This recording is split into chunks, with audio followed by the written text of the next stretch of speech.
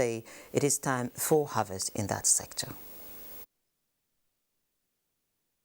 What we are seeing, we are beginning to understand some of the mineral systems we have in Nigeria, and also we have been able to at least design an exploration targeting methodology. During one of our outings in London, we presented the data, and of course, we told them to come to Nigeria. Gives us confidence to go back to the United Kingdom, and I'll be going to Canada soon, and talk to our investors and say the place to invest in the mineral industry in Western Africa is Nigeria. It's a happy day today that they're here and the project's a reality.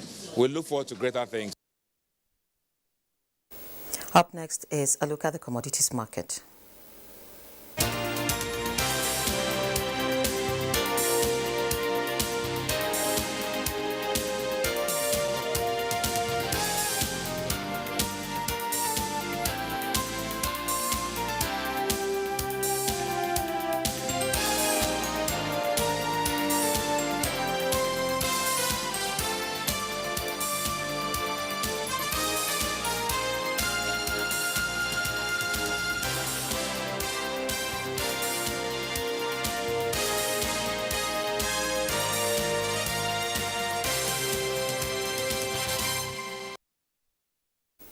Of course, the stock market is on holiday in Nigeria, but away from home, Asian markets fall after overnight Dow plunge. Let's hear from Boste Eba.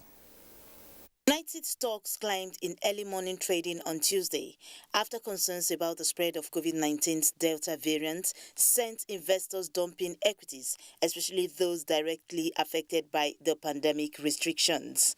Futures on the Dow Jones Industrial Average were up 72 points. S&P 500 futures and Nasdaq 100 futures both traded mildly higher, but yet to post complete figures this morning. Shares in Asia fell in Tuesday trade following an overnight tumble for stocks on Wall Street. In Japan, the Nikkei slipped 0.96%. Mainland Chinese stocks were lower, with the Shanghai Composite 0.1% lower, while Hong Kong Hang Seng Index fell 1.03%. European stocks are expected to open higher on Tuesday, a day after global markets retreated on fears of a COVID-19 resurgence. London FTSE it's in opening 35 points higher at 6,844.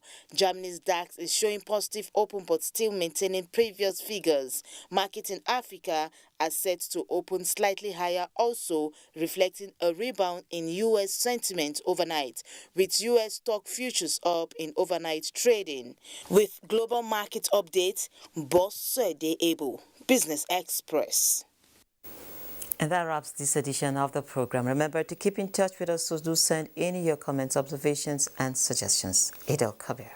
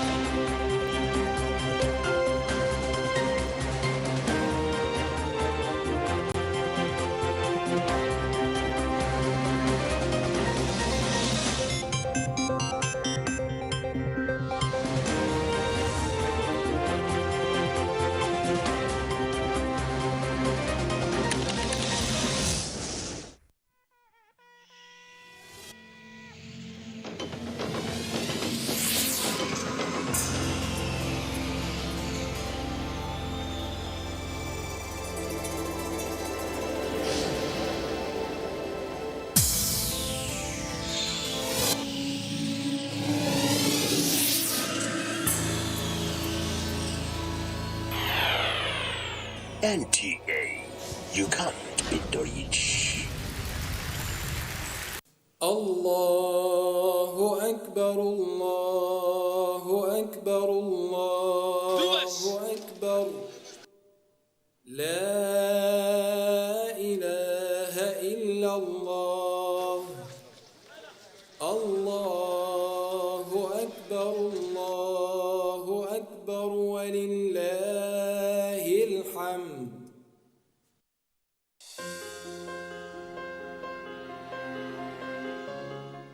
The vaccine offers hope for a safe country free of coronavirus. I urge all state governments, traditional and religious leaders to take the lead in the mobilization effort within their environment and spheres of influence. I similarly urge all eligible Nigerians to present themselves and be vaccinated in accordance with the order of priority already mapped out at the various authorized designated centers only.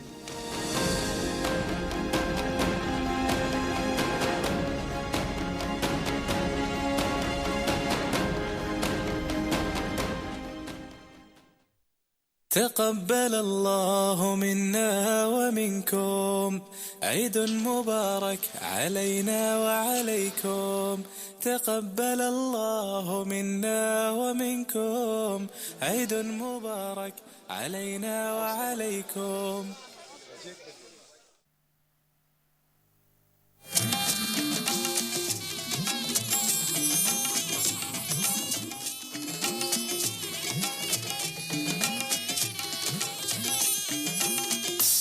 This is the network service of the NTA.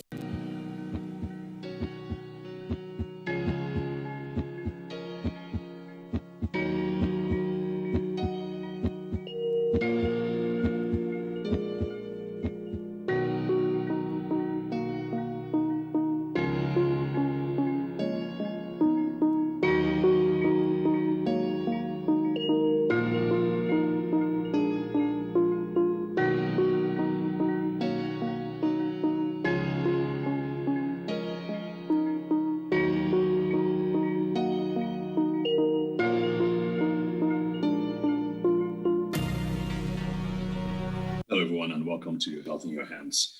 I am Dr. David Ajibade with the Brain and Body Foundation, and we are continuing our discussion with Dr. Albert Mensah of Medical Mensah. We are talking about the things that you need, your child needs the first 1,000 days, the most critical time of a human being's life, in my opinion, are those first 1,000 days. And unfortunately, too much of the time, many of us get it wrong. So we're here to really say, okay, look at the different parts of the child's, the pregnancy, birth, that neonatal period, and what is needed and what isn't needed nutrition-wise. So, Doc, we've talked extensively about folic acid and zinc and vitamin D and vitamin C. You want to quickly wrap up on that before we move on into the... I do want to clarify one thing. Now, when I say stop the folic acid, I don't truly mean take no folic acid. Okay. If you look at the dosages for prevention usually originate around 400 micrograms. Okay. That is a high amount of folic acid. Okay. You can go all the way down to something very, very small and basic, like 15, 20 micrograms of folic acid. Okay. I'm not saying what does that relate to?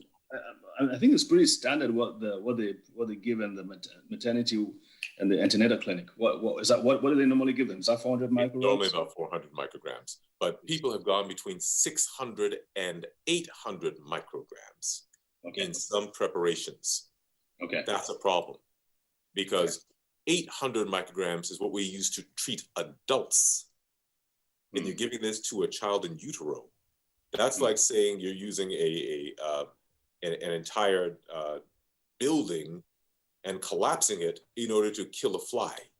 Yeah. Okay, it's tremendously powerful, tremendously powerful. So even if you say you can't find a smaller dosage, and you take that one folic acid in a multivitamin, all right, you don't need to take it again for another 4 or 5 days, put it that way. Okay? That will allow the folic acid concentration to decrease. Okay. Got it. So that's one modification we may want to make. All right. Okay. So when we're looking at that, there are those nutrient elements that a mother should do well to have, and we talked about them: vitamin C, vitamin D, zinc, in decent dosages. Now, in a typical world, if you've got a great diet and great capacity to have fruits and vegetables, that's one thing. Okay, but we know 5 to 9 servings, Doc. 5 to 9 servings. Indeed. That's what it's required. But come on now, on the continent, we're speaking for people who don't know the African continent. tubers, carbohydrates, meat.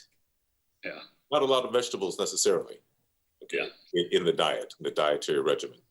So here we must talk about supplementation. But after that, so what do? You've delivered your baby, now what? Okay. Well, a lot of the health that the baby needs comes from the mother's milk. Everything from antibodies to actually elements. Whatever the mother eats, the baby gets. Whatever the mother drinks, the baby gets. So it would be very useful to at least be on some level of some type of a general multivitamin, devoid of folic acid though. Devoid of folic acid. No folic acid, okay. No folic acid. Get the folic acid from the diet. And the diet is in the form of dark green leafy vegetables. That's where you find your highest sources of folic acid. But you don't have it in such concentration that it wreaks havoc on the developing child. That's the difference. So there's nutrition and then there's medicine. People don't realize high concentration of nutrients is medicine. Medicine is for healing. You are made of these nutrients. That's what your body is composed of. Now, some are missing that are required. That's called fuel. That's the gasoline for the car. Your car doesn't come with gasoline. You have to go buy it and put it in.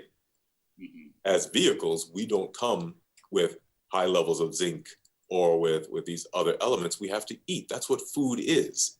Food is our external source that has to be put into the body.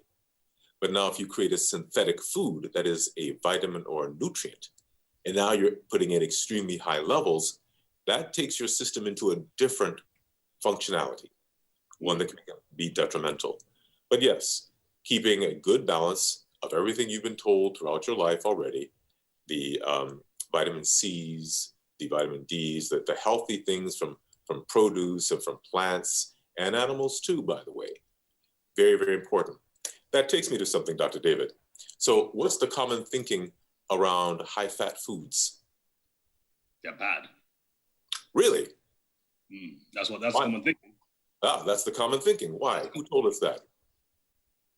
Well, the doctors, really. Yes, and where did we get it? You know where we got it from? No. We got it from some man's concept that had no scientific data along those lines. Is that the Atkins diet? Well, that's a different story. Okay. Atkins actually was talking about the fact for the need for fats in the diet. Oh, his was need for fat. Okay, that was protein. Okay. Let's talk about this for a moment because this is very important. You want to talk about developing children. Yes. What percentage of our brains are fat? 60% by dry weight, right? Yes. Okay. So now, how often do you have cellular turnover in the human body? Depending on the part of the body. Yeah, absolutely. Brain is the slowest. But let's just say very simply, every day, right? Okay.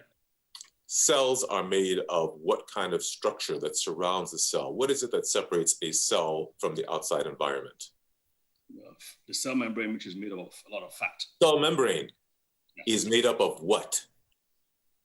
Phospholipids. Phospholipids. Okay. So if you're turning over a cell and it's made of a lipid membrane, then you need to replace it. How do you replace a lipid membrane? How do you replace lipids in your system? From the foods we eat. Right. They are the source. Fats are necessary for brain development. We have been told the wrong thing for a long time, and it became dictum in medical science. Oh, give your child fat-free milk. Are you kidding me? Brain development requires fats. Give your children. Why is it that breast milk has a high fat concentration? Right. Would nature put something in our women that would be detrimental to the development of the child they are carrying and having to feed? Not at all. Doctor, we've woken up for a moment. We're actually thinking as opposed to being told things by nonsensical people that had no evidence in their statements. Yeah. Any mother, human or otherwise, that's a mammal that has milk that it gives to its young is rich in fat. That's because the human brain requires fat, not 2% fat, not 2% milk, not 1% milk, not skim milk, actual full concentrations of fat. So my long story here, one of the most important things you can do once you develop that child, if you cannot breastfeed, make sure there's a good, high quality of fat consumption. I'm not talking about carbohydrates. Dr. Mensah did not say go eat pizza, okay? We're talking about good fats in the system. This was why the idea of red meat being bad for you was actually an erroneous concept. They would say because it's very fatty, there's a lot of fat in red meat. Well, of course there's fat in red meat, okay? Fat has a purpose. And that same fat is what your body will break down in order to help you rebuild your cells in your system. And it's the fat in breast milk that takes care of the developing child as well. So what if the mother can't, for whatever reason, can't breastfeed? What are the options for the baby? Well, once again, there are formulations out there in terms of milk that comes in some preparation, okay? And those kinds of things can be given to the infant. And those preparations can contain more fat content. They can be developed if they're not there. Okay. Or if you are in a country that has things like cod liver oil, or that has things like, what's the one we use? Omega-3 fish oils. Okay. Omega-3 fish oils are very powerful. If your child doesn't have pyrrole disorder, they're very powerful. And if you cannot do the breast milk thing, as they say, then omega-3 fish oils, which are fatty and they're anti-inflammatory, they're a good resource. Okay, you just have to watch the dosage in an infant. That's a whole different story. Well, I know this, I can attest to it because omega-3s for a long time formed the foundation of a lot of what we were given to kids with some brain damage, specifically with cerebral palsy. And they worked wonders. Didn't know much about pyrrole disorders, but at least for cerebral palsy and other forms of brain damage at the time of birth was very helpful. So we know for a fact that helps.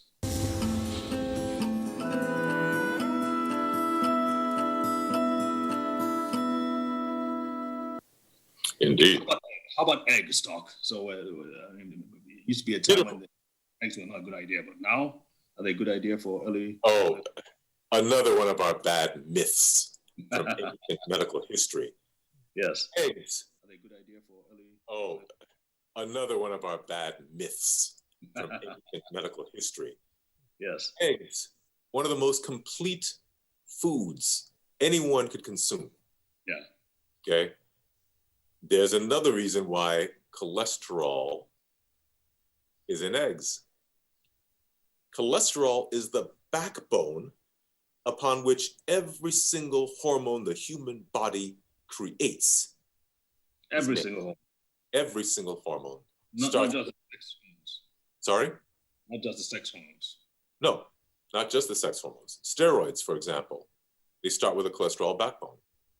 Okay?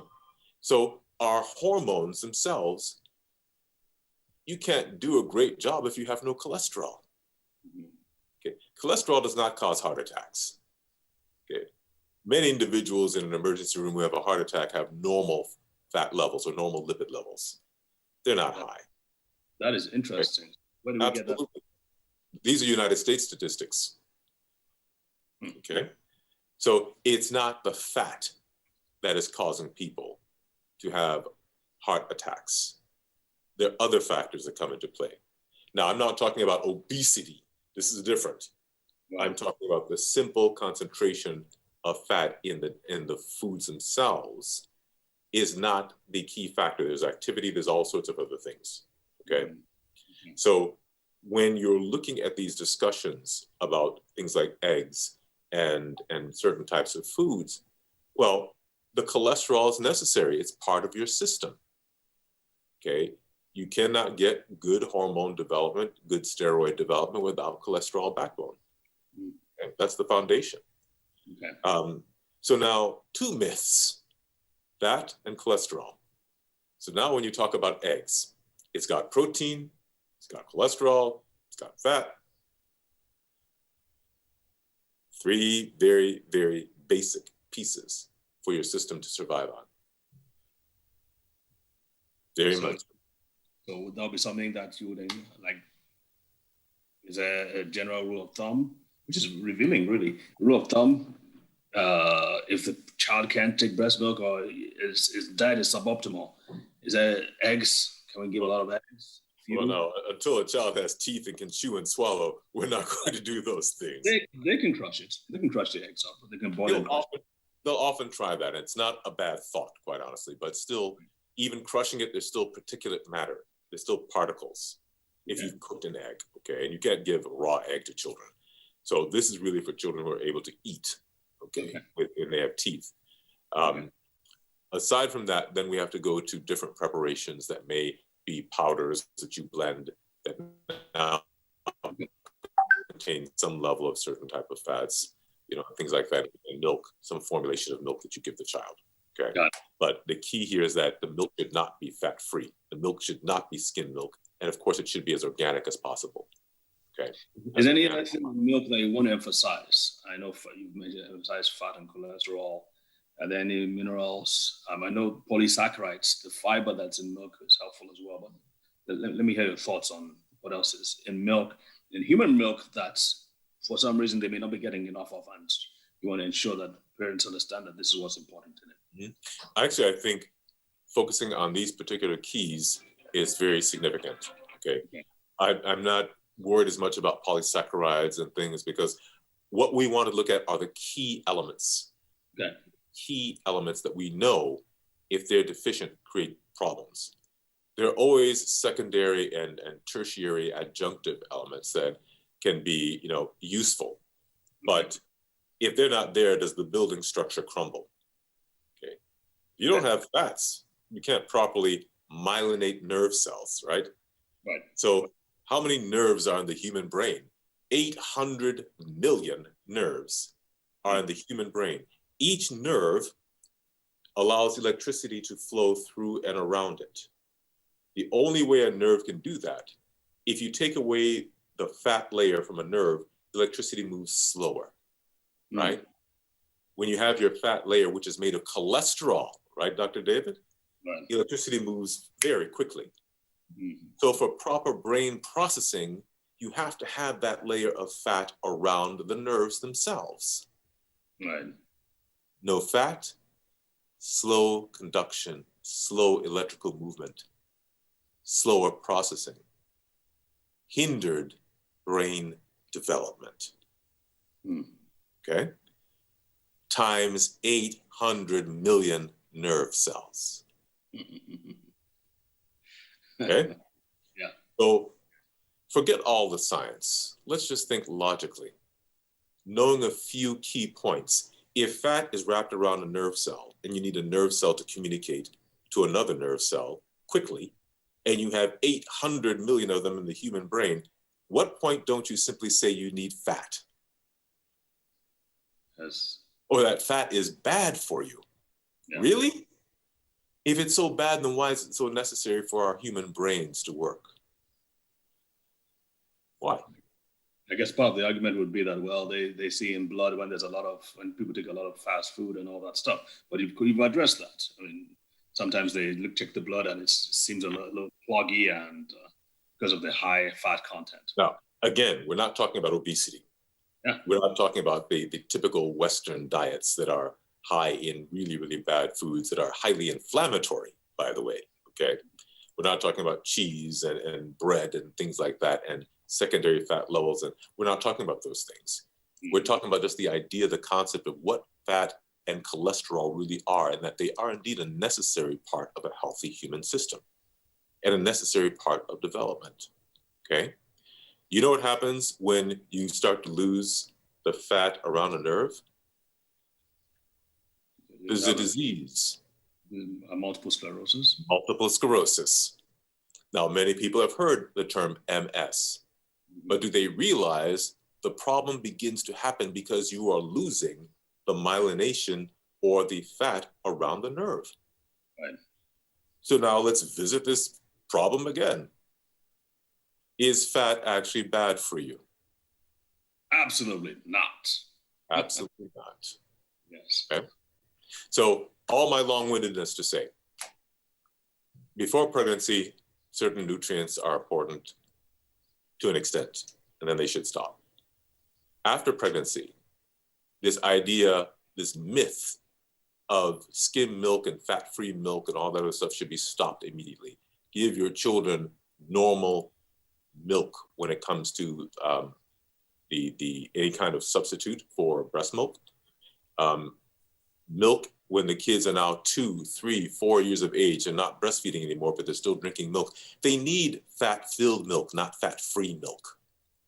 Okay, that's extremely important. Now it's different when they're 15, 16 years of age. That's a different story. But this idea of skim milk needs to be stopped in early development of children. Got it. Well, we don't have skim milk in Nigeria, so we don't have to worry about that. I don't think we do anyway. We don't That's a good thing. But milk. Many of our so-called Western countries, however, you enjoy that. That's an adult concept, not a child concept. Right. Yeah, I'm sure the bourgeois in Nigeria who have access to the big Walmart-like stores would probably have access to it, but for the most part, they don't. But again, many times people in the lower middle class tend just to not be careful enough about what kind of foods. And I always try to emphasize that you need to spend and sacrifice as much as possible now within these first few years of life so you can set your kid up for for the rest of his or her life. And you don't want to start scrimping now. You need to ensure that he or she gets the best form of nutrition possible. So that's why I appreciate you're bringing up all these things like zinc and folic acid for the first 4 months. And let's go over them again, Doc, so we can just round it up so people are clear about what we're talking about. So let's be absolutely clear. Yeah. We're not saying that folic acid is not important. Quite the opposite. Yeah. It is extremely important in development. Yeah. Before you're pregnant, and just to make sure dates are clear, for at least 4 months once you find out you're pregnant. Okay. After that, folic acid should be stopped. Okay? Okay. Because you had stopped, but then we kind of backtracked a little bit and said, correct. Okay, is it multivitamins or something? Those dosages should not exist. The prenatal vitamin dosages should not be given to any pregnant mother after the first 4 months. Okay. So if you take a prenatal vitamin again after your 4 months in development, maybe you take it just once a week or once every week and a half. Okay, because that will give the opportunity for these dosages to dwindle, so you don't have so much of an effect building up in your system. Nutrients can build up in your system. Okay? And the danger with folic acid is that if you take it for too high a dose for too long, it can result in undermethylation problems such as ADD, ADHD, and autism. And autism, yes, absolutely. It can also predispose you for schizophrenia susceptibility later on in life. It won't cause it. It can just predispose you so that if the circumstances. Correct. Okay. Correct. Okay. So there's a lot of, now, don't get me wrong, I'm not saying schizophrenia is only caused by folic acid, not at all. There's a multitude of symptoms or circumstances that come together to create that phenomenon. What I am sharing is that what we know is that people who are not designed to be one way can be artificially affected by nutrients to produce a different version of the way they were truly designed. And that version is a more susceptible version than the original picture, the original creation. Got it. All right, so folic acid, where you talked about other things like vitamin C and vitamin D and zinc, right? Oh, absolutely, yes, yes. Okay. Now, the beauty is that when you're taking a multivitamin, the zinc and such is in such low quantities that it's not a problem. So in a multivitamin, zinc levels are not a problem at all. Okay. But before she gets pregnant, she needs to be having 50 milligrams around, which is not available in multivitamin tablets. Correct. So higher dosages, and these things always would be discussed with your doctor before you take them. Let's make sure we have that caveat very clear. Very good. Feel free to ask Dr. David what the appropriate dosages will be, because he and I will be talking anyway. Absolutely. So, and like we said before, folks, you can always reach out to us. You have the social media platforms and the website, so you can get with my staff, and they will connect us if you need to talk to us. So Doc, yes, we're going to have to round up very soon, but this has been fantastic. So at least we're bringing out and emphasizing some things that parents need to know about, especially mothers, right? So I like what you said about fats too and cholesterol, because that's really important. Yeah. Well, we know, given our stews and our soups and all those wonderful things, that you can literally see the fatty layer. Those aren't the detrimental pieces necessarily. Okay, it becomes a matter of how much, how often, and how much exercise, how much movement do you have? All those things come into play. And I think it's really important to just the fact that we have someone who's actually measuring these things and seeing the data and seeing the research and saying, okay, this is what you can do and this is what you shouldn't do. So I think that's super important. Absolutely, doctor. And then even more important, doing the research is one thing, seeing it clinically is another thing, but sharing that information so that we are now aware as a global community. That's the most important thing. Right. That's the most important thing. Right. Whew, we could go on forever. Indeed. So much to do, so much to learn, so much to share. So little time. So Dr. Mensah, thank you so much. Folks, you've been listening to the Master at Work, Dr. Mensah of Mensah. And we definitely will be hearing from him many more times in the future. So thank you, sir, so much. Dr. David, always a pleasure. Thank you. May you and your patients and everyone be well. Thank you. Thank you. So folks, there you have it. Please stay healthy, stay strong. Your health is in your hands, so you got to take control of it. So God bless. Remember, these videos are archived on the website, brainandbodyfoundation.org, free for you to access. And if you have to get a hold of us, you know how to do that. If you need help for your kids with brain disorders, sickle cell disease, again, reach out to us. We ship to all over the country, all 36 states. You just have to pay for shipping, but the supplements and the medications are free. So don't make sure you avail yourself of that. So God bless, stay strong, and we'll see you soon.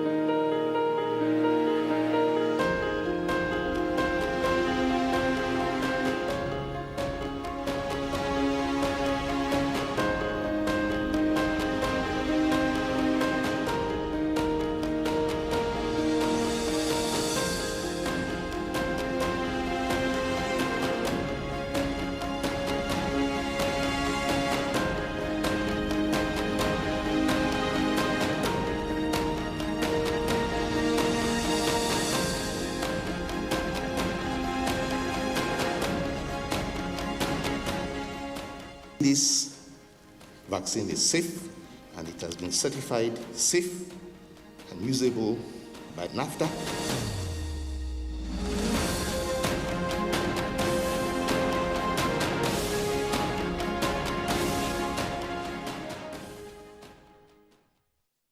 Allahu Akbar, Allahu Akbar, Allahu Akbar. La ilaha illallah. Allahu Akbar, Allahu Akbar, walillahil hamd.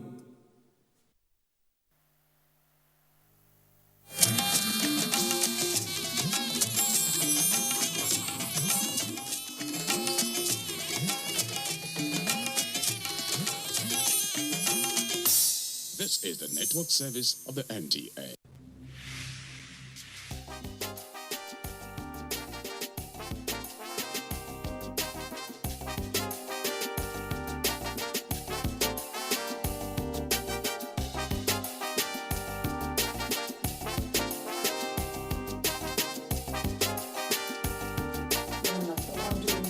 Doctors or that are not married and they're doing these incredible.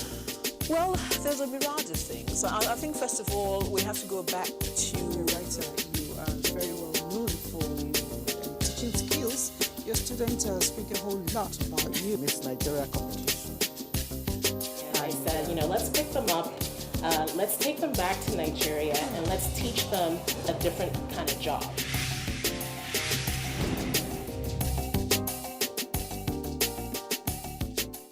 Martin Luther King once said that if you cannot run, you can at least work.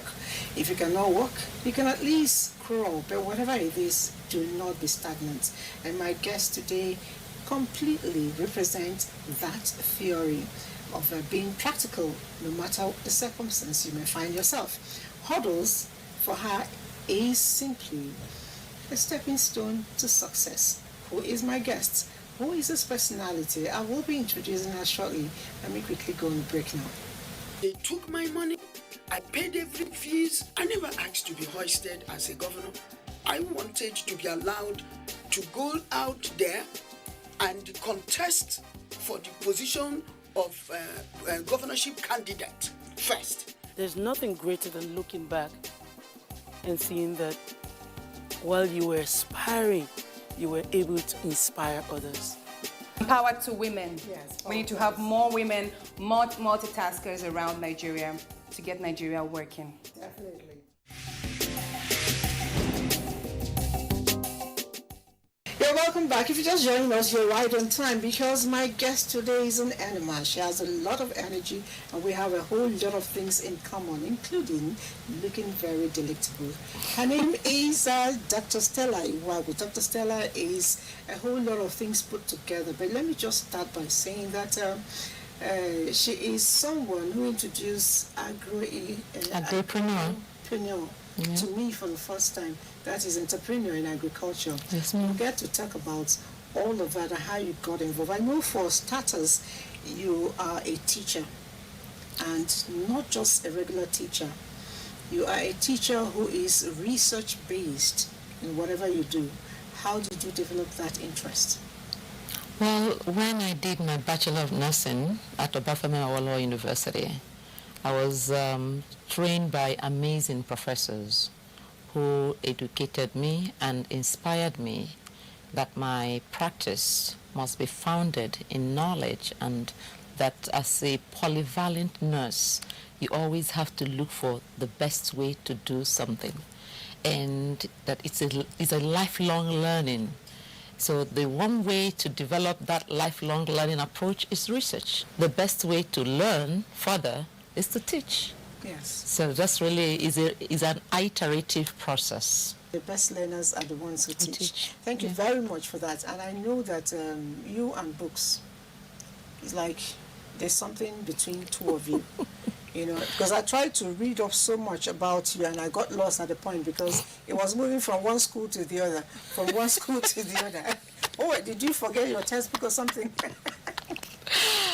Well, for the daughter of a washerman, Your father was a My washerman? father is a washerman, and my mother sold vegetables in Port Harcourt. No, wait, washerman means... Yes, washerman, yes. Okay. Yeah, but he was privileged to be the washerman of Nserimono, the first mayor of Port Harcourt, and even Justice Oputa. And so he was surrounded by learned people. So he loved education. Wow. He even went to night school as a washerman. It's like a trade school. So he loved education. And I remember at the time, he had 5 daughters and 3 sons. 8. And the three sons came way later. So his friends used to mess with him that he had all daughters, that he was wealthy with daughters, and it wasn't a compliment. But he told them that my daughters will have as much education as they ever wanted. So, and I remember in those days, whatever money I have goes into buying books. I loved and had always loved books. Book takes me to places.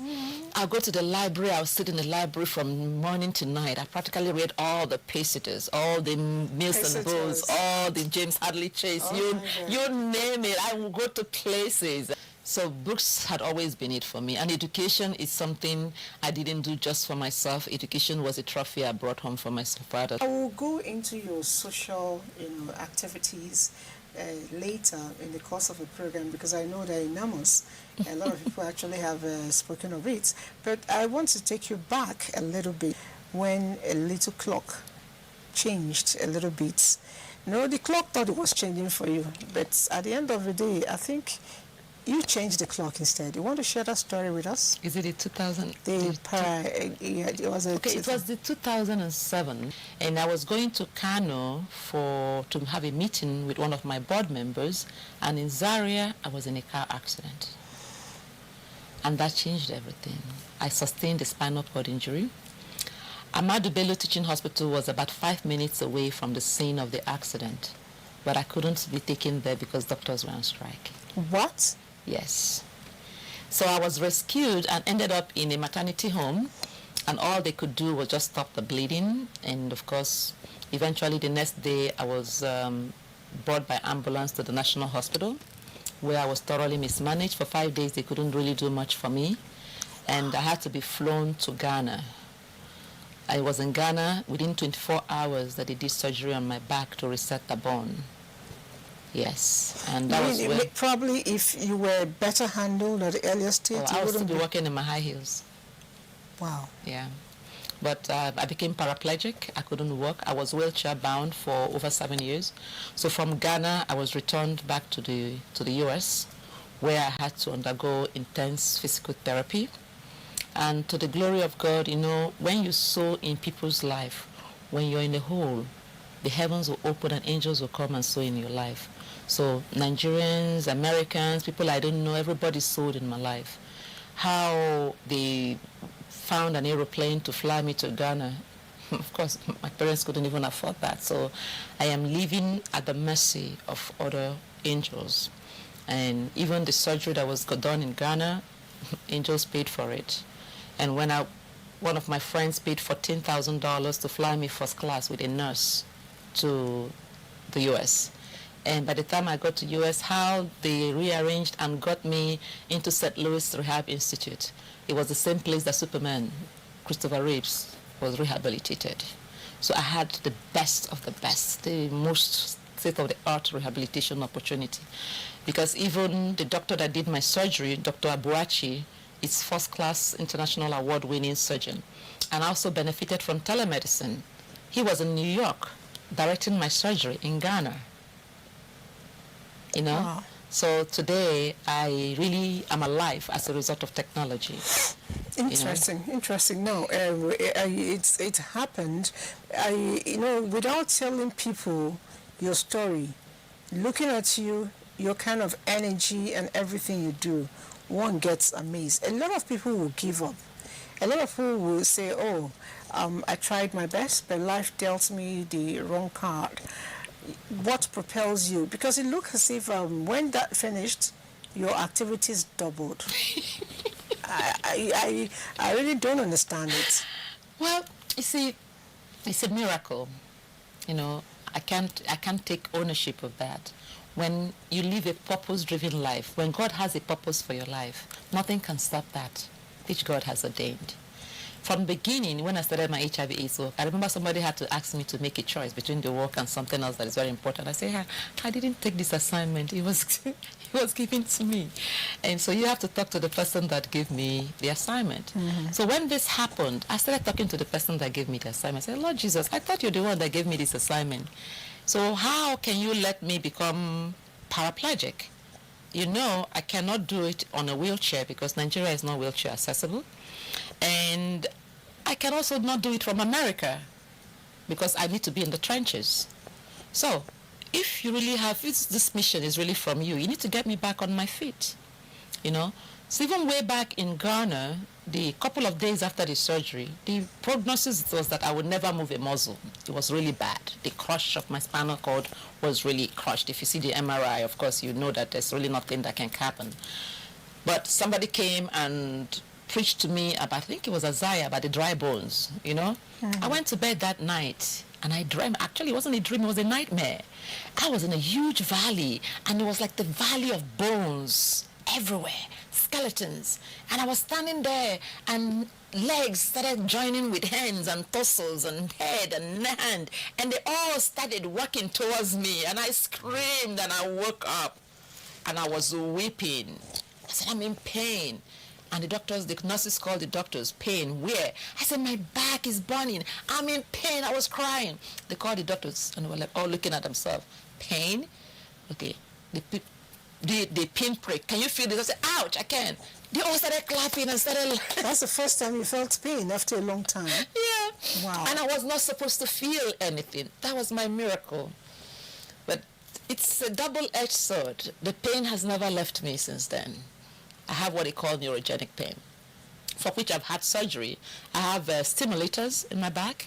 I have batteries that power the stimulators. So I have a baclofen pump that powers the spasms. So that's really a child of technology, almost like a bionic woman to be able to survive. I have to go to America every 6 months to refill my battery. The battery and the pump, because there's no facility to do that here. You talk, I look at my skin and I see a lot of goosebumps because you go through a lot, you went through a lot, but I still see a very strong spirit. You are not just doing a social thing, which I intend to still look at.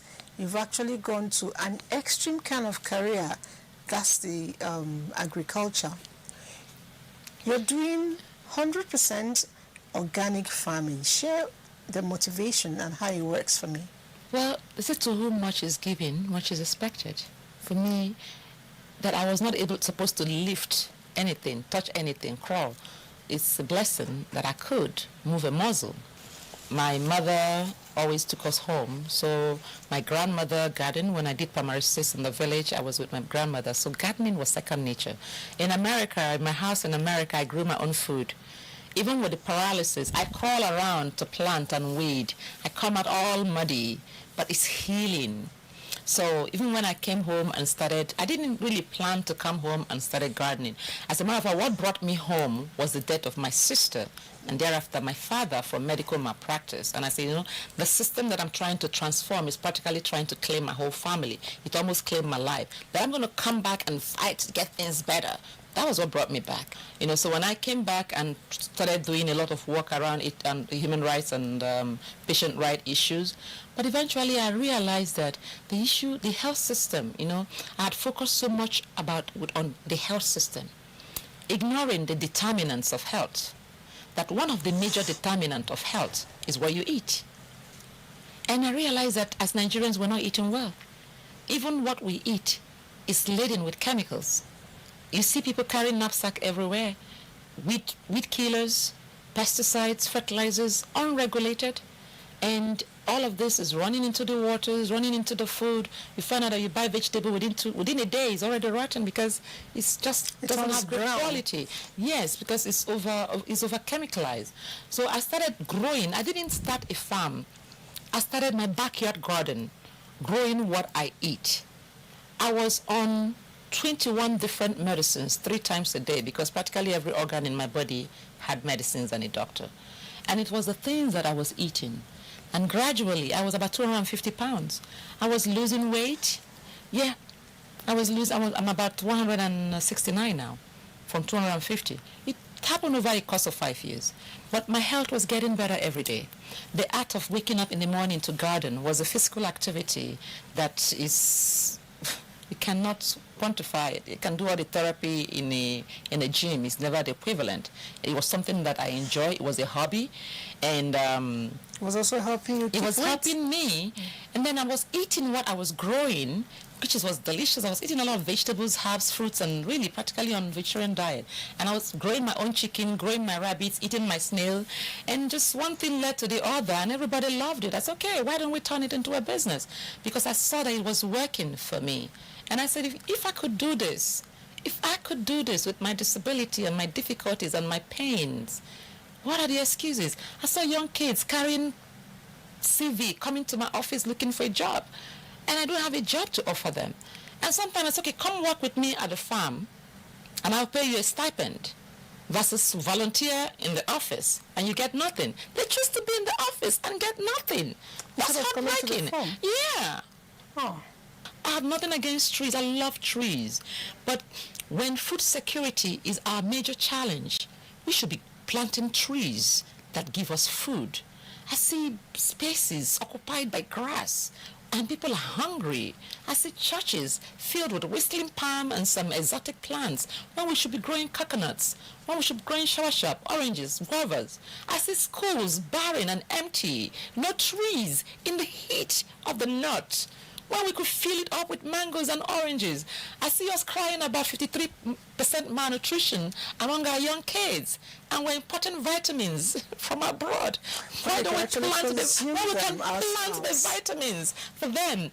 You know, so those are I see the solutions to our problems, and that's what drives me, that we can do more. So I straddle the intersection of agriculture, nutrition, environment, and health, and wrap it up as a human right.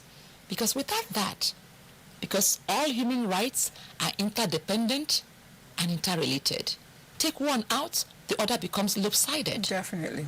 Now, I noticed again, the first time we met, you were actually with some little packages, and I loved their looks, and then getting closer, I found out they were byproducts or real products of some things from your garden. Do you package everything you produce? Do you process them? Yes. So every single thing? Yes. So from my vegetable ugu, for instance? We have about 24 different fruits, vegetable, and herbs and spice package. From ugu to jatropha, the one they call hospital tufa, that actually reverses anemia in 2 weeks. Yet women are dying in our hospitals from anemia. Yet children are dying in our hospitals from anemia. Yet there are plants that can turn it around. So we have things like oregano that we all use for spice, but yet, or herbs for spaghetti. It's an Italian spice.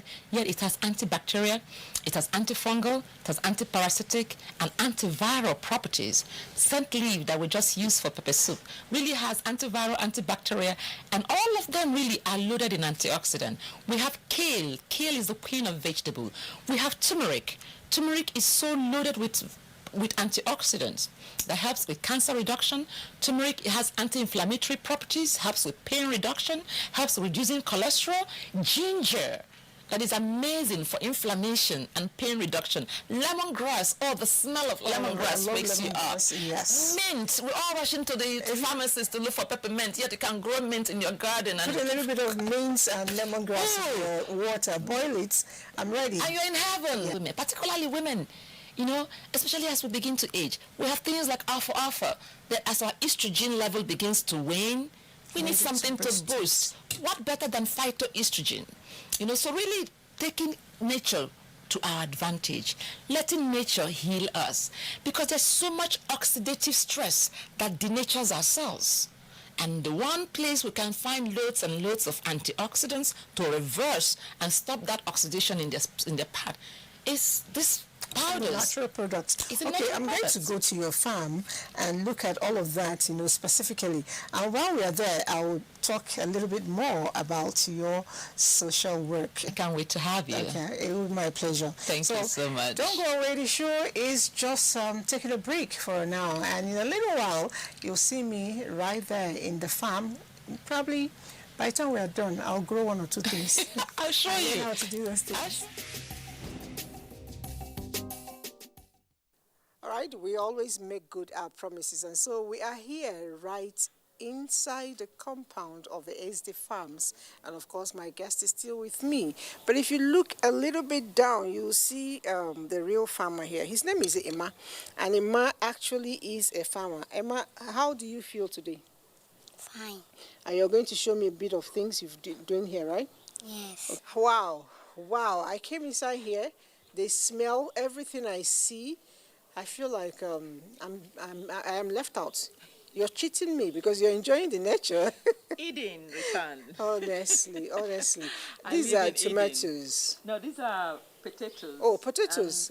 It's a special breed of potato. Okay. It's called the orange skin potato. Okay. So these are the potatoes that are very rich in carotenoids and lycopene. So they're very good for the eye, loaded with vitamin A and all that. So, like we're saying, this is an example of our container gardening. The potatoes are growing in bags, okay? They are growing in bags. Actually, so the tuber, eventually the potato tuber would be in this bag. You see, we stick them into the bags. Then they get all that energy from the sun, and the tubers will be inside the bag. And when we are going to harvest, all we need to do is cut this bag and get our potato. Oh, really? So the advantage of this, you don't need to weed. You know, even when you put your manure, it stays put in the bag. You know, so it's really a way, it saves a lot of space. It's not washed away by the rain. So this is an effective container gardening. And this is what we're looking at. You know, even when you have limited space or when your ground is cemented like ours is in this section, you can still grow things in containers. Let's move around a little bit and I get to enjoy the farm. And I'm so particularly happy that my little friend here will be doing this tour with me. Emma, let's go. Okay.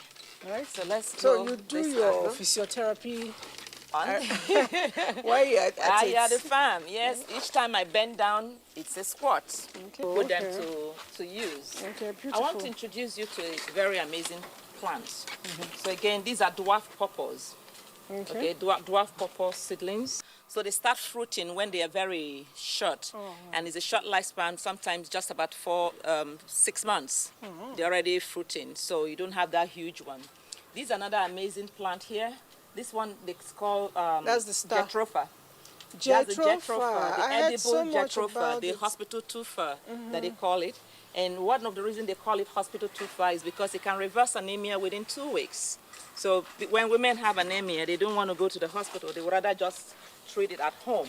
I see my mint. popular mint leaf, yes. Again, those are mints. You don't have to... This is a flower, right? That's a flower. Okay. So these are mints. So you can have your herbs in pots. That's lemongrass, all growing in pots. Aloe vera in pots. We have scent leaf also growing in pots. So you could actually surround your house. And these are great insect repellents. These are great insect repellents. That's the mint leaf, you mean? Yeah. I see the fishes. Yes. Wow. Actually, when I started this place with 100 chickens that I grew in the BQ. And it did so well. And I said, okay, I can have fish pond. And I wasn't even looking at it as a commercial venture. Okay. It was just really for my own recreation and hobby. Oh, okay. So with our integrated zero waste concept, the waste from one product becomes good additional raw material for another. So the fish water is actually used to fertilize our plants because it's very rich in nitrogen and ammonia. You might want to help me feed the fish. Okay. Right, come over. Come closer. Grab a handful and sprinkle. Yay! Be careful, they're splashing. Yes. So they follow where it goes. Wherever you go. I want to tell you something unique about our piggery. We use what we call the deep litter system. So the deep litter system will have a lot of sawdust and we mix it with something. You can see there's no smell. So, and it's because of the way we use local bacteria and microorganisms to act on those so that it conditions their stomach. One of the things we use is lactic acid bacillus. Wow, wow, wow. That's wow, King. Wow. That's from here. Oh my That's God. King. King is saying hello. Oh my God. He has a name? Yeah. How long has he been with you? About a year and a half now. They will still be there for us, okay? Okay, so these All are right. mushrooms. This is the mushroom pen. Okay, I've never seen mushroom grown before. Well, here we are. Again, you see, mushroom normally grow in the forest, but we've lost a lot of our forest base. So we have to think about how do we bring the forest in. So we use a lot of sawdust and other waste to grow the mushroom. So they are in a pen here. And another risk about foraging mushroom in the forest is that sometimes people pick poisonous mushroom. But here, we grow only those that we know are safe to consume. We have a 20 hectare outside of this place that have things growing in it. And another thing you want to highlight is how we using plants, fruit trees. This is orange, a special kind of orange. It's just 3 years old and it's already fruiting. Over here is oregano. All that lane is oregano. It's a powerful herb. They use a lot of it. Most people use it for Italians use it a lot for their spaghetti and sauce and all that. Over there is the bigger potato bags. You can see we'll be able to raise a whole lot more. And over here we'll have the yams growing in bags. You know, this is really experimental. And the one we did last year, we made a lot out of it, and we're doing more this year. And this is not the only place. We'll have the area we wanted to use for hostel. So while we're waiting for that the funding, so we're still putting that space into good use. We'll have things growing there too. Okay. In pots. All right. It's so amazing, amazing, amazing. I have learned a whole lot, and basically, very importantly, I have learned that every single space is important, and that agriculture doesn't necessarily need to be dirty. As you can see, she doesn't look it. Right, Ashida? And do the job. And get your hands dirty. All right, so we're going to peel it out. Your nails are still beautiful. Thank you. All right, we'll see you again. The show has been The Woman, and today has been an amazing one for me. Be good citizens, and whatever you can do, no excuse. Food is scarce, yes, but you can create food. My name is Elizabeth. Stay.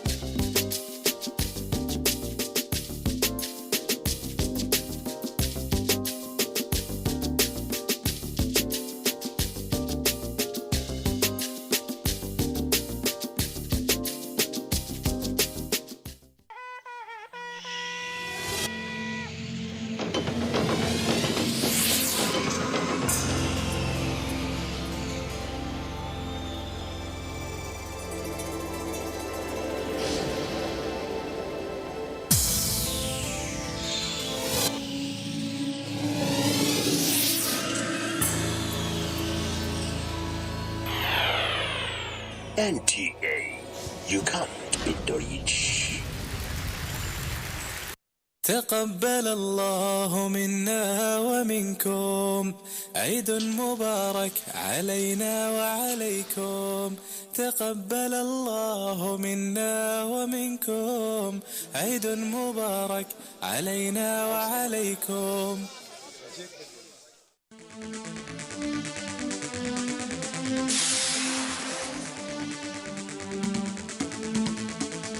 NTA Tuesday Live, analytical, in-depth, educative and interactive on national issues accommodating all sides of opinions. We as a people have understood that we have to fight corruption before it fights us back. Poverty has a financial index, so it should be fought also with a financial weapon. Give it to the social investments program. It has been a very courageous battle. Tuesday Live, every Tuesday at 10:30 p.m. Join us.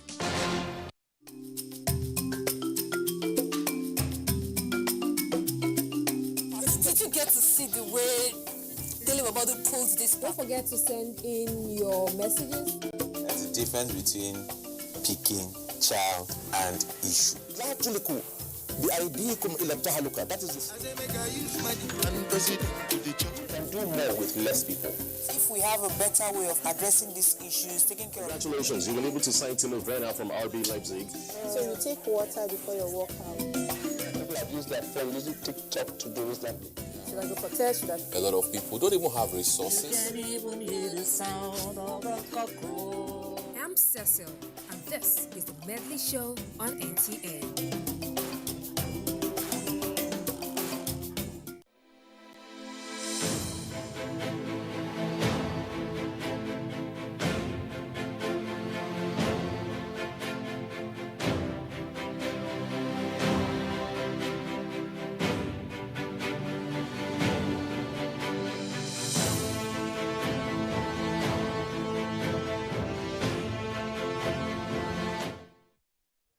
I heard they've arrested.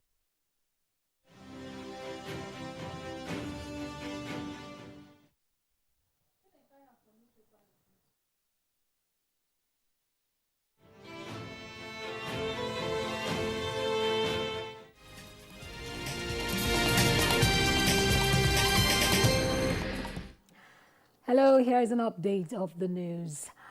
Muslims in Nigeria have joined the rest of the world to celebrate this year's Eid al-Kabir. And at the National Mosque, Abuja, hundreds of Muslims gathered at the Eid al-Kabir prayer led by Imam Muhammad Kabir Adam, who enjoins worshippers to uphold the virtues of sacrifice, obedience to Allah and constituted authorities. He also admonished the congregation on the virtues of love and forbearance with God and relationships with one another. Ilyasu Onotu Yakubu reports that the 2 rakat prayers was held in the mosque in compliance with COVID-19 safety guidelines. Allahu Akbar. Sami Allahu liman hamida. Rabbana wa lakal hamd. Allahu Akbar. Meanwhile, President Muhammadu Buhari has sent Eid greetings on the occasion of the Eid al-Adha that is being celebrated across the world. In a statement by his senior special assistant on media and publicity, Garba Shehu, the president restates the determination of his administration to create a just, harmonious and prosperous country in which the safety of lives and property are assured, reflecting on the current, including Nigeria, in addition to the fact that floods have caused large-scale destruction to agricultural farmlands, thereby impacting negatively on efforts to boost local production, in line with a policy to drastically reduce food importation. This, he explains, has led to food inflation, which the government is working hard to address. The president also notes that the current insecurity in the country has produced severe and adverse effects on agriculture because farmers are prevented from accessing their farms by bandits and terrorists. He reassures Nigerians that government is taking measures to address the security challenges. And on the significance of the Eid al-Kabir celebration, the president appeals to Muslims to demonstrate the good virtues of Islam through personal examples and practices. And the President of the Senate, Ahmed Lawan, the Speaker of the House of Representatives, Femi Gbajabiamila, the military and police and major political parties are suing for peace, unity and prayers for Nigeria on the occasion of this year's Eid al-Kabir, while calling on Nigerians to imbibe the virtues of love, honesty and sacrifice for the unity of the country. They also urged citizens to remain patient and patriotic in confronting various challenges facing the country. Well, that's an update of the news this hour. Do join us for another update at 1. Thanks for watching.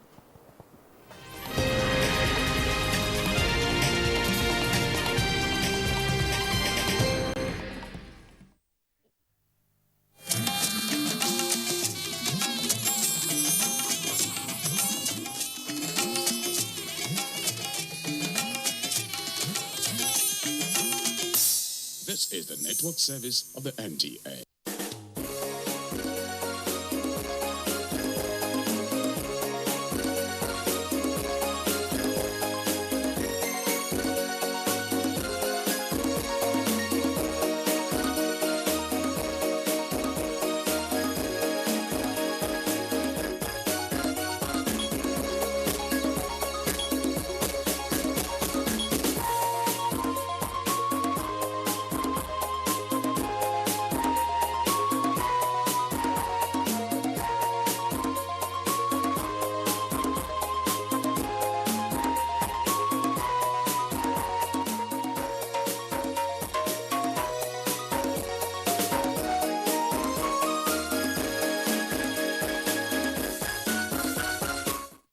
to Insight, everyone. I'm Nnamdi Odipo. We know now, and in fact, have always known that violence is a major factor that hampers peace and suspicions and distrust amongst Nigerians. But on the program today, we will focus on diplomacy as a measure to resolving this rather hydra-headed monster that threatens our continued national unity. Our conversation will be anchored on the planned summit on national integration, peace and security put together by the Nigerian Institute of Public Relations, NIPR. My colleague Elizabeth is back after a rather conspicuous absence last week, and I know, Lizzie, you're discussing something on the national polity as well. Well, still on our plate is Nigerian politics and governance. And we'll also be delving a little into the laws backing the Nigerian Electoral Act. And I must tell you, my guest knows his steering in Nigerian politics. Very well, Lizzie. Let's get started.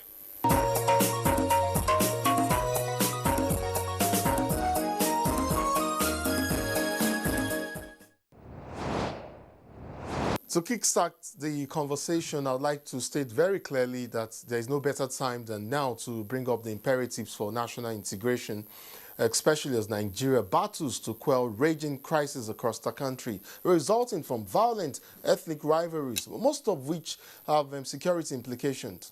My guests, the two gentlemen, will join me via Zoom. Malam Mukhtar Suraju is the president, Nigerian Institute of Public Relations, NIPR. Thank you so much for joining us on Insight, Mr. President. I understand you're in Bauchi at the moment. Am I right?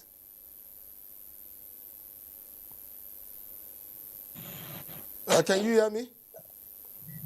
Yeah, I said I got into Kaduna last night. Oh, perfect. How is Kaduna today? Well, we thank God. All right, great.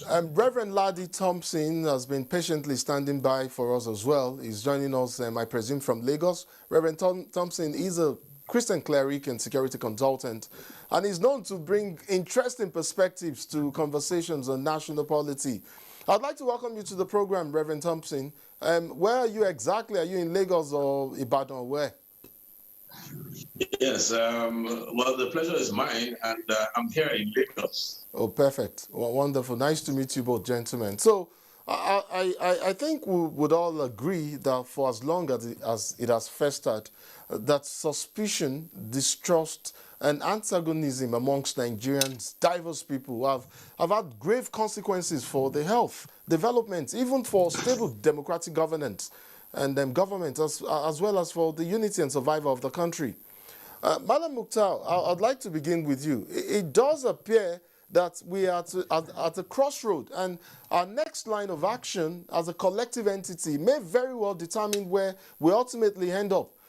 Tell me where you think we are more tinted towards at the moment, and what we need to do in the immediate to turn the tide. Thank you for having me. I believe it is, unfortunately, this is the fact. I wish it were not, but where we are as a country and as a nation is where we ought not to be. We are at a point in the country where suspicion is looming large, rapid loss of hope in our nation, widening trust gap, breakdown in communication, criminality all over the place, kidnap, banditry, name it, agitation here and there. And I believe we should do better than we are doing, because we have done better than we are doing at the moment. This perhaps, not perhaps, definitely is what tickled the Nigerian Institute of Public Relations to come together and ask to begin to put a platform in place for Nigerians to come together, look each other in the face and tell each other the truth, ask ourselves the pertinent, even if difficult, questions as to where we lost it. We have lived in a better country than we are living in today. We have lived as one before. We grew into a Nigeria where we were not interested in the tribal inclination of one another. We were not interested in what God the other person was worshiping, where we were not interested in the geographical location of the other person. We all saw ourselves as one, as Nigerians with one destiny. But at a stage, things began to move southwards, and we believe as reputation minders, relationship builders, we needed to come in. I mean, we are worried that even ethnic chauvinists and tribal champions are beginning to take the toga of role models for our children. I believe this is not the kind of society that we want to bequeath to generations, upcoming generations. Indeed. So the Nigerian Institute of Public Relations is putting together a citizens summit for national integration, peace and security. We believe we are well suited to provide that kind of platform, being a non-partisan, non-political institute, which is only concerned about the well-being of the country, about how relationships can be strengthened, because we already have relationships, the intertribal marriages, the interreligious marriages that we are all enjoying. We cannot just allow that to go down the drain. So we believe that at the core of the problem of this country is the breakdown in communication, and we want to provide the platform for Nigerians to once again communicate with themselves so that we can reopen conversation to restore confidence. I understand NIPRO manages relationships, and I mean, yes, you made reference, or rather you referenced our history as a nation. We've had quite an interesting history. But let me quickly come to Reverend Thompson, and let's talk security. In the past, you have described Nigeria's security associated challenges as a hydra, one that isn't necessarily just political, religious, or in fact ethnic. Help me put this in proper context and speak to what you mean when you say, and quite often too, that we need to properly diagnose what Nigeria's problem is. And that is one. Two, explain what you mean when you also say that we need a superior ideology and value system if we must win the ongoing war against insecurity. Thank you very much. But let me start first of all by actually congratulating Madam Mukhtar. You see, whenever we have crisis and chaos, if it is properly handled, it's always an opportunity for us to bring light out of darkness, for us to bring life out of death. And it's always an opportunity for us to bring victories out of defeats. So I've always said that this is a time when we need not just good leadership, but exceptional leadership. And when I got the invitation from Madam Mukhtar's NIPR organization and honored it and listened to what they have put together, I must say something that they have taken a very good step in demonstrating to this nation what exceptional leadership, which is needed for the hour, what it takes. Now, having said that... let me just quickly jump in here, because in the course of our conversation, we will be talking about the format and structure of the summits by the NIPRO. But just let me allow you go back to the questions that I asked earlier. Yes. You asked about the hydra. I did say that a medical doctor can never prescribe successfully until he has diagnosed accurately. Until you diagnose what the problem is, you cannot prescribe an effective cure. And that's why Nigeria has been on a learning curve. The challenges we are facing are twofold. One, unattended challenges from ancient times.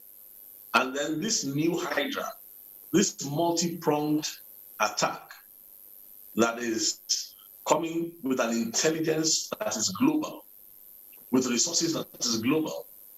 It has studied Nigeria so well that it is actually exploiting every crack and crevice that we have.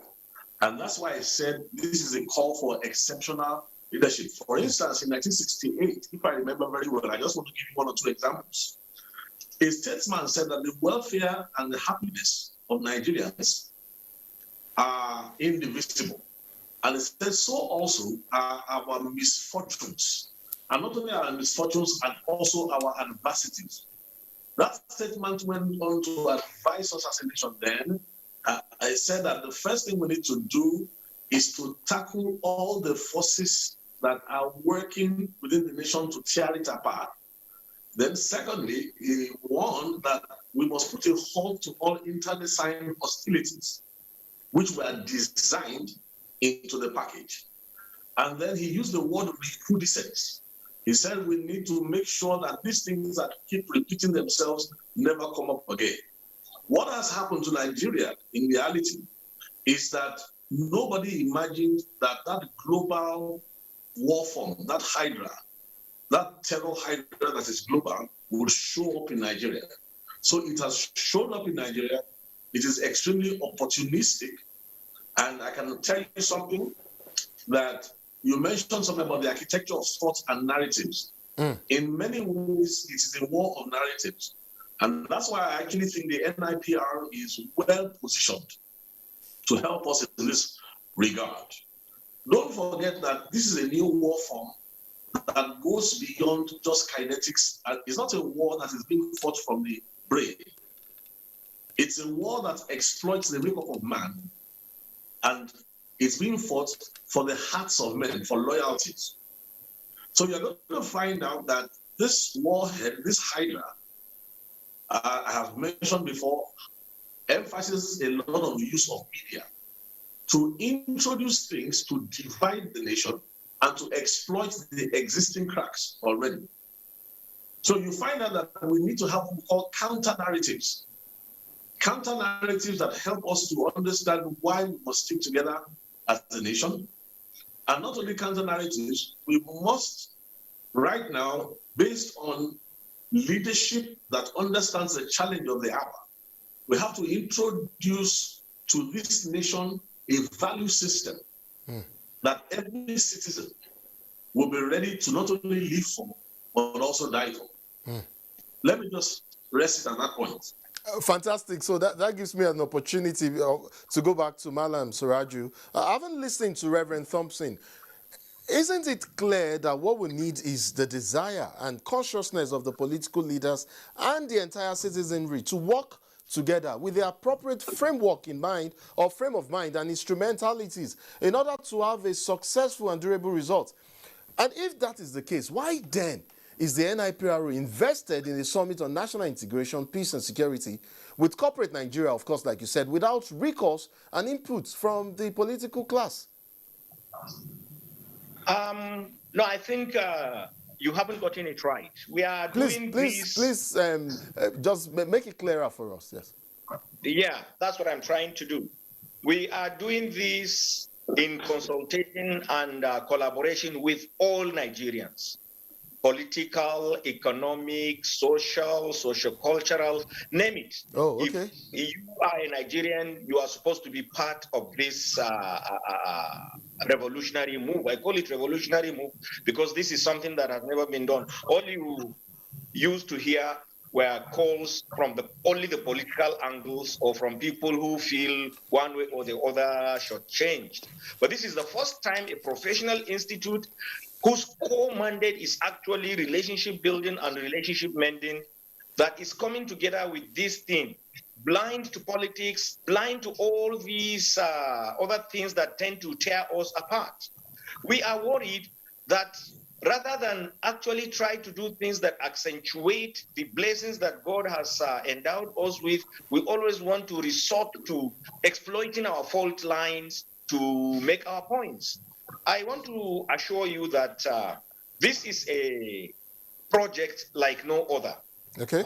Before we came this far, we actually had consultations, and much as NIPR will try to drive the process, I can assure you that it is not something that NIPR alone can do. And we never deceived ourselves into believing that we could do it alone. Okay. So before we got this far, we actually got in consultation with a wide variety of Nigerians. And even before we did that, we did our research, which actually tried to find out what do Nigerians think. And what we came to realize is the fact that the people of this country, north, south, east, and west, are in love with Nigeria.